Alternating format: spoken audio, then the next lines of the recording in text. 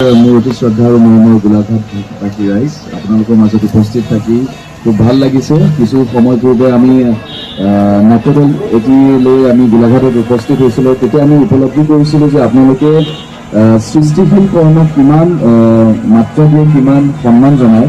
আৰু আমাৰ আকৌ সৌভাগ্য ঘটিছে যে আমি টকা দিওঁতে নাতি হাতী দুই নিচিনা এখন কথাছবিৰ প্ৰচাৰৰ ক্ষেত্ৰত আপোনালোকৰ লগত আজি সংযোগী হ'ব পাৰিছোঁ, এই কানেকশ্যনটো এষ্টাব্লিছ হ'ব পাৰিছোঁ। গতিকে মেদিনাক মই ধন্যবাদ জ্ঞাপন কৰিম ইমান কষ্ট কৰি এই গোটেই আয়োজনটো কৰাৰ বাবে। যতীন্দাৰ লগত কাম কৰাৰ সৌভাগ্য পুনৰ ঘটিছে। ইয়াৰ পূৰ্বে কেইবাটা বিচিবিত চিনেমাত যতীন্দাৰ সান্নিধ্য লাভ কৰিছিলোঁ।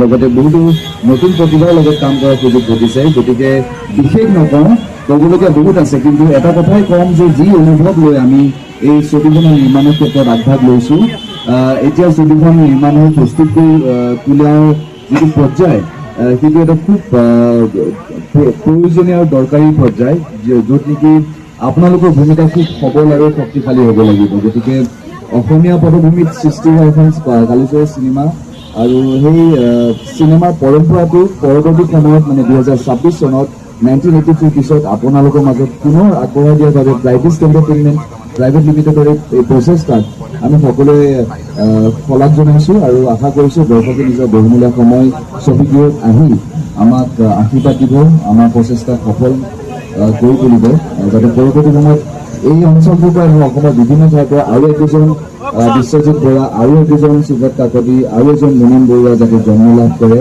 আৰু নিজৰ প্ৰতিভাৰ ক্ষেত্ৰত অসমক বিশ্ব দৰবাৰত উজ্জ্বল কৰি দিয়ে। ধন্যবাদ। ঐতিহাসিক চিনেমা ককাদেউতা নাতি আৰু হাতী 1983 ৰিলিজ হৈছিলে আৰু তাৰে চিকুৱেল ককাদেউতা নাতি আৰু হাতী 2 চিনেমাখনত আপোনালোকে অসমীয়া মাটিৰ কেঁচা গন্ধ পাব, একেবাৰে অসমীয়া নিভাজ যি আমাৰ সংস্কৃতি আছে সেয়া আপোনালোকে দেখা পাব। তাৰ লগতে নতুন নতুন কিছুমান যিবোৰ চিনেমাত ব্যৱহাৰ হয় টেকন'লজি কিছুমান দেখা পাব, কেনেকৈ আমি শ্বুটিং কৰিছোঁ আপোনালোকে দেখিলে গম পাব। আৰু এটা বৰ ধুনীয়া ডাঙৰ পেকেজ, যিটো ফুল পেকেজ বুলি কয়, সেই ফুল পেকেজ বুলি ক'ব পাৰি এই চিনেমাখন। গতিকে মই আপোনালোকক ডাঠি দি ক'ব পাৰোঁ যে 3 জুলাই তাৰিখে আপোনালোকে চিনেমা হলত আহি পেলাই এই চিনেমাখন উপভোগ কৰি নিৰাশকৈ কেতিয়াও উভতি নাযায়।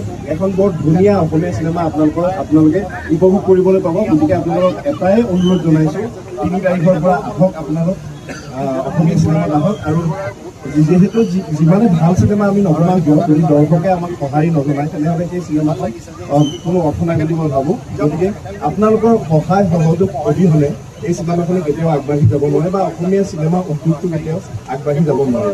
গতিকে আকৌ এবাৰ অনুৰোধ জনাইছোঁ, 3 জুলাই 2026